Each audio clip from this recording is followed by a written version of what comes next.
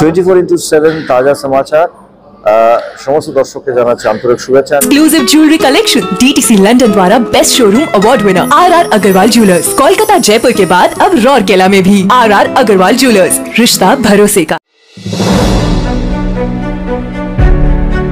हाल ही में लंदन में शीला मजूमदार के निधन पर एक शोक सभा का आयोजन किया गया था। इस अवसर पर अभिनेत्री ऋतुपर्णा सेनगुप्ता सहित कई गण्यमान्य लोग मौजूद थे। मौके पर ऋतुपर्णा ने अपने वक्तव्य में कहा, शीला मजूमदार एक बहुत बड़ी मोटिवेटर थी।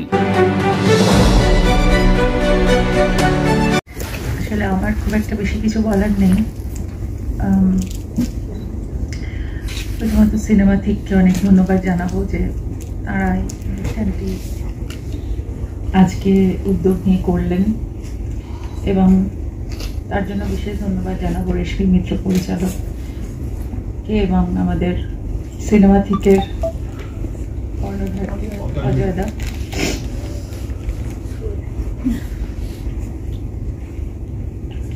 যারা এখানে উপস্থিত আছেন সবাইকে আমার নমস্কার। কৃতজ্ঞতা সুন্দর করে বলছিল।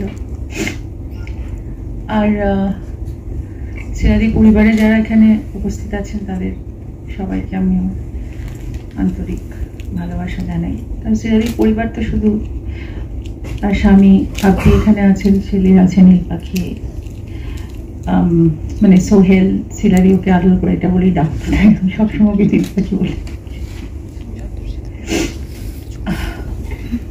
আমি পরিবার বলতে সবাইকেই বলছি, মানে এখানে যারা বসে আছেন, যারা এসেছেন তার টানে, অর্পিতা এসেছে, শুভশ্রী, সাধনদা, অনেককে দেখতে পাচ্ছি আমার প্রিয় প্রেসের বন্ধুরা যারা সিলারিকে মন থেকে ভালোবাসেন, অনেকেই এখানে নির্মলদা আছেন। আর আপনারা যারা সবাই এসেছেন তারা পরিবারে এই কারণেই বলছি যে কারণ এই পরিবারটিকে সিলারিকে ভালোবাসতেন। পরিবারের অন্তর্ভুক্ত যারা এবং পরিবারের অন্তর্ভুক্ত না তারাও সিলারি তাদের প্রতি একটা অমুক টান ছিল যে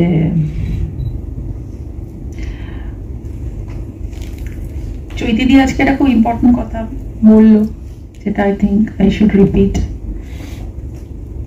এই যে শ্রীলাদির অতৃপ্তি আর শ্রীলাদির অতৃপ্তিটাই আমার ইন্সপিরেশন হয়ে থাকবে। তার এই যে কোয়েস্ট, তার এই যে অনেক কিছু করার ইচ্ছা, তুমি একদম ঠিকই বিশ্লেষণ করেছো চৈতিদি। সেটা আমার কাছে খুব ইম্পর্টেন্ট মনে হয় যে কোনো শিল্পীর যে এই যে অদম্য পাওয়ার ইচ্ছা, সবসময় নিজেকে আরো বেশি করে তুলে ধরার ইচ্ছে, কখনোই সেই স্পিরিটটা যে দমে না। I am sure wherever she is সেই স্পিরিটটা নিয়েই সে উড়ে চলেছে কোথাও কোনো একটা জায়গায়, আবার তার সেই স্বপ্নের জায়গাটা তৈরি করবে, সেই সুন্দরভাবে আবার সেই তার ইন্সপিরেশনের জায়গাগুলো, সেখানে নিশ্চয়ই অনেকটা খোলা জায়গা সে পাবে। এখানে অনেক তার রেস্ট্রিকশন ছিল, অনেকে তাকে রেস্ট্রিক্ট করে রেখেছিল। তার মতো এত বড় একজন আন্তর্জাতিক খ্যাতিসম্পন্ন অভিনেত্রী নন্দিতা দাস আমাকে পরশুদিন একটা মেসেজ লিখে পাঠিয়েছে, যেখানে লিখেছেন উনি যে Sheila Majumdar has not got her due, whatever she was supposed to get from this industry. Tabu আমাকে বলেছে যে এরকম একটা ঘটনা ঘটেছে, সেখানে ইন্ডিয়ান রিপ্রেজেন্টেশন অবভিয়াসলি তার কি কি কাজ সে তো আমি বলার কোনো আমার জায়গা নেই, কারণ আমি খুবই ছোট মানুষ সেটা বলার জন্য। কিন্তু একটা কথা বলতে পারি যে 6টি মৃণাল সেনের ছবি যিনি করেছেন,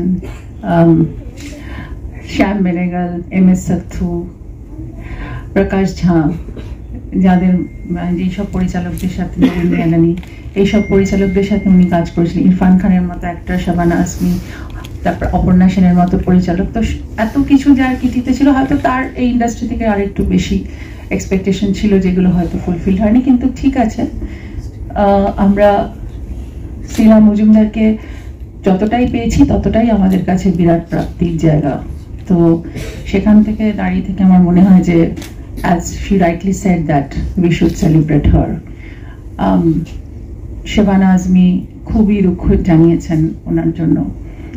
এবং আমি মনে করি যে শ্রীলা মজুমদার এমনই একটা নাম এবং এমনই একটা তার মানে তার একটা ইনস্টিটিউশনাল ফোর্স ছিল যে উনি সবাইকে খুব মোটিভেট করতে পারতেন, যে কোনো মনকে উনি মোটিভেট করতে পারতেন, যে বাচ্চাই হোক আর বড়ই হোক। তাই জন্য যখন প্রত্যেকটা ওয়ার্কশপ উনি নিতেন বা কাউকে শেখাতেন, তার বাচন শিল্পী হিসেবে, বাচক শিল্পী হিসেবে তিনি একজন অত্যন্ত বিখ্যাত মানুষ ছিলেন, তখন তার মধ্যে ওই ইন্সপিরেশনাল জায়গাগুলো এত সুন্দর ছিল।